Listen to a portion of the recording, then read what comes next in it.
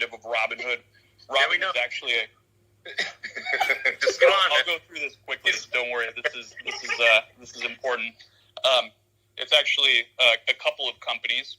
So there's an introducing broker-dealer called Robinhood Financial, and that basically is the app that you know and love. It processes trades. You're a customer of Robinhood Financial. Then there's a clearing broker-dealer, Robinhood Securities, that clears and settles the trades. And then we have Robinhood Crypto, which is our crypto business, all of these are kind of different entities that are differently operated.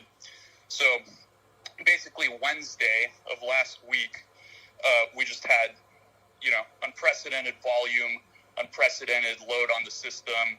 A lot of these, so-called meme stocks were, going viral on social media, and people were joining Robinhood, and there was a lot of net buy activity on them, as you guys all know. And Robinhood at this time, I think, was number one on the iOS App Store, and pretty close, if not number one, on Google Play as well. So just unprecedented activity. And so Thursday morning, right?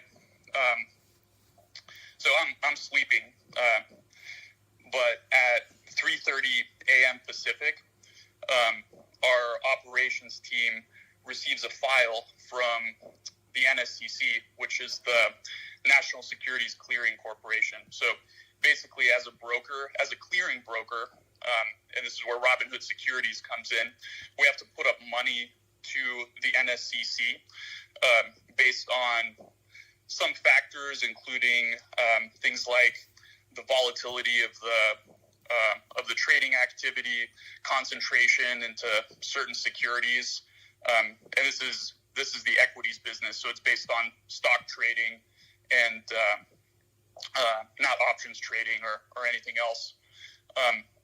So they gave us a file with the deposit, and the request was around $3 billion, which is, about an order of magnitude more than what it typically is, right? So, no, why was that so high? Like, this seems like it sounds like this is an unprecedented increase in demand for capital. What formula did they use to calculate that? Well, and just to give context, Robinhood up until that point has raised, a little bit, around $2 billion in total venture capital up until now. So it's a big number. Like $3 billion is a large number, right? So basically, the details are, we don't have the full details. It's a little bit of an opaque formula, but there's a component called the VAR of it, which is value at risk, and that's based on kind of some fairly quantitative things, although it's not fully transparent. So there are ways to reverse engineer it, but it's not kind of publicly shared. And then there's a special component, which is discretionary. So that kind of acts as a multiplier, and basically discretionary meaning like it's just their opinion. Yeah, it's a little bit. I mean, I'm sure there's definitely more than just their opinion, but basically, well, I mean, I guess like it's based on growth. What everyone wants to know is like, did something maybe shady go down here? It's like, it seems weird that you'd get a sudden $10 billion demand. $3 billion in the morning. Sorry, how much? Yeah, it was $3 billion US dollars. $3 billion. Okay, so it's $3 billion around. Just suddenly out of nowhere.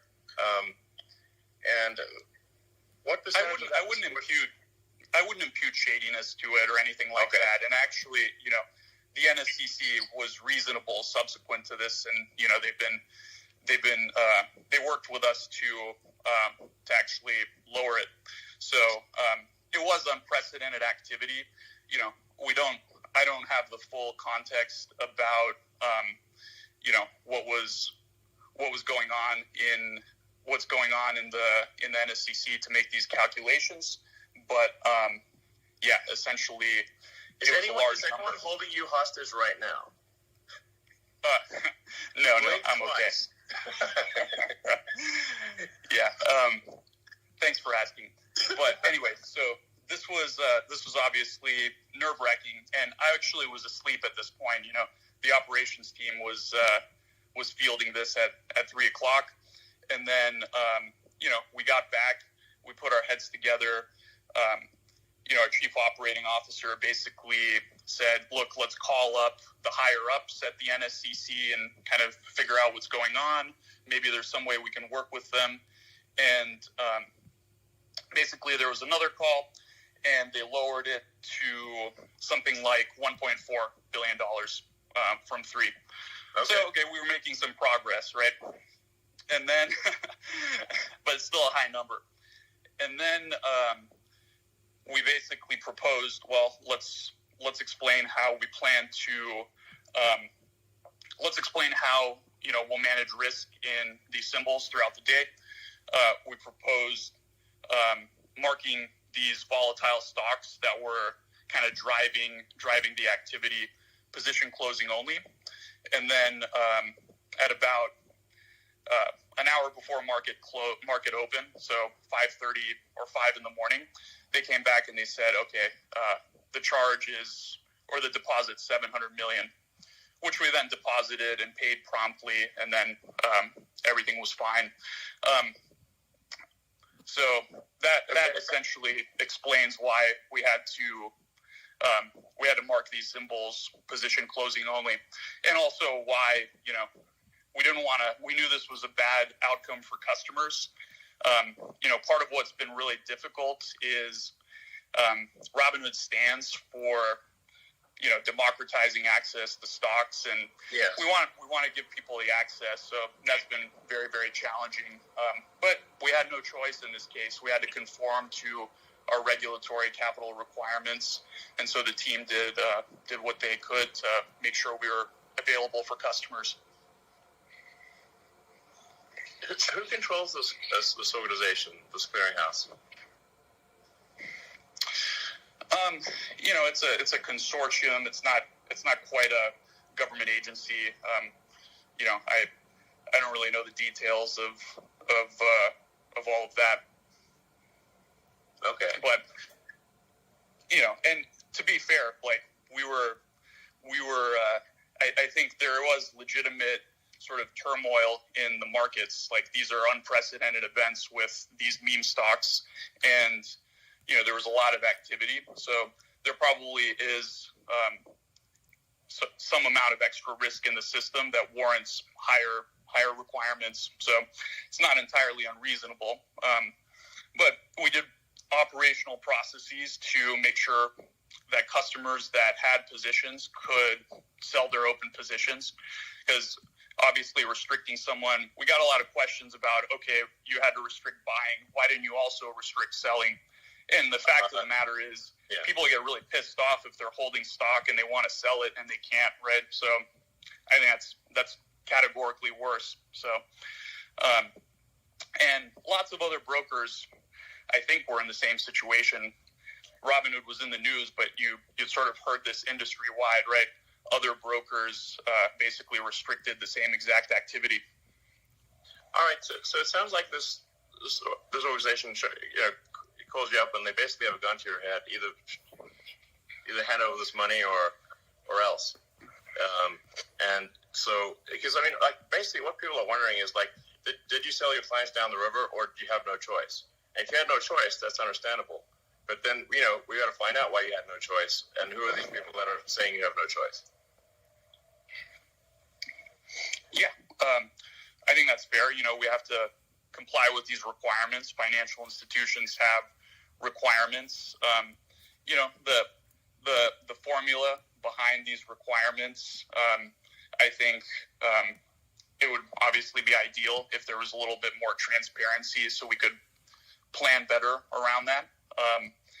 You know, but to be fair, we were able to open and serve our customers, and you know, 24 hours later, our team raised over $1 billion in capital, so that when we did open, when we do open tomorrow morning, we'll be able to kind of relax the stringent position limits that we put on these securities on Friday. Will there be any limits? Well, I think there's always going to be some theoretical limit. Like, we don't have infinite capital, right? And on Friday there were limits. So there's always going to have to be some limit. I think the question is, will the limits be high enough to the point where, they won't impact, 99.9+% of customers. So, if someone were to deposit $100 billion and decide to trade in one stock like that, that wouldn't be possible, All right.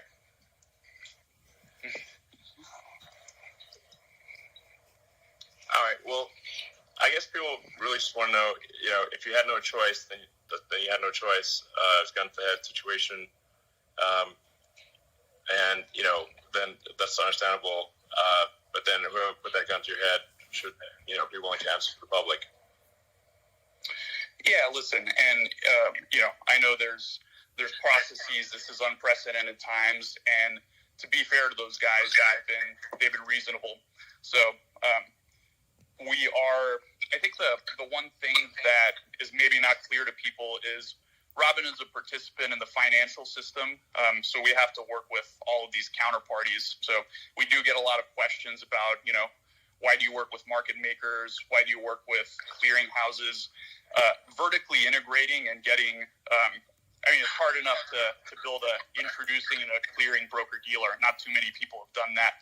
But the financial system that allows customers to trade shares is sort of a complex web of multiple parties.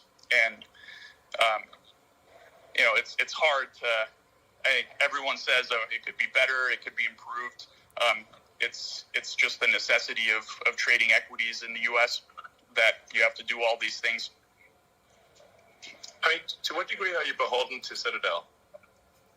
Basically, if Citadel's unhappy, then what happens?